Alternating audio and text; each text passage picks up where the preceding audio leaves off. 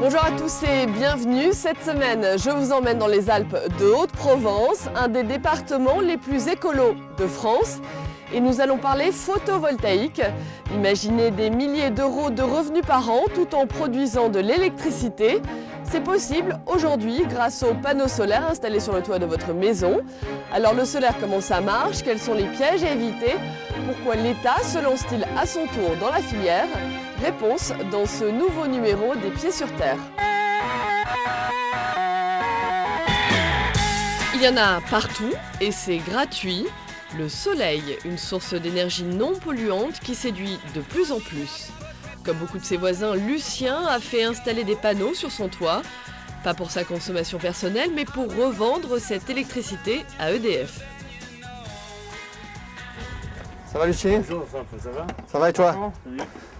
Donc on vient de terminer, aujourd'hui normalement ça devrait démarrer. Hein. On va se mettre en place.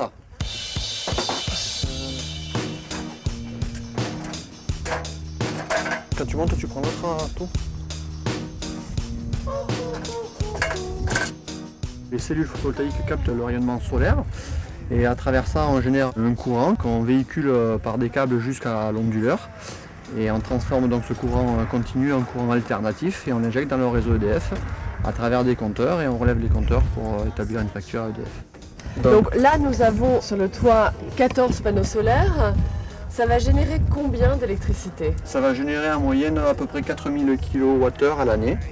Donc qui va faire un revenu pour notre client aux alentours des 2500 € par an pour ce type d'installation. Net d'impôt. Net d'impôt.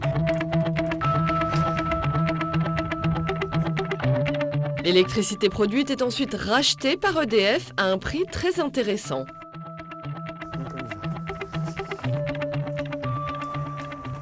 Je vais vous faire voir comment ça fonctionne. Aujourd'hui, l'installation, on considère qu'elle est terminée. Donc on va pouvoir remettre en service l'installation définitivement.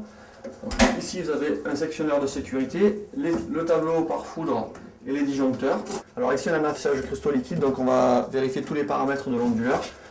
Oui. Donc on va avoir la progression cumulée, la progression journalière, tous les défauts éventuellement sur les champs photovoltaïques.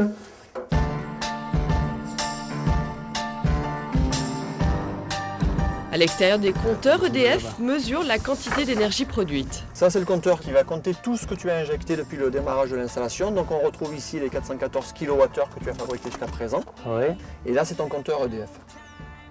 Cette démarche écologique est aussi un choix économique. J'ai décidé de mettre les panneaux parce que bon, ça me fera un complément, disons, pour ma retraite. Chaque année, ça va me rapporter 2500 €. Un revenu net d'impôt, des aides de l'État. Aujourd'hui, tout est fait pour se lancer dans l'énergie solaire. Mais attention, avant de vous décider, à certaines entreprises peu scrupuleuses. Comment les particuliers peuvent-ils se prémunir d'éventuelles arnaques?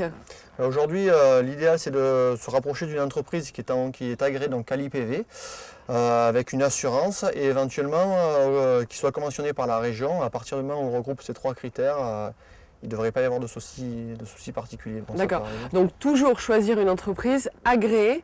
Agréée CALI-PV, avec une assurance.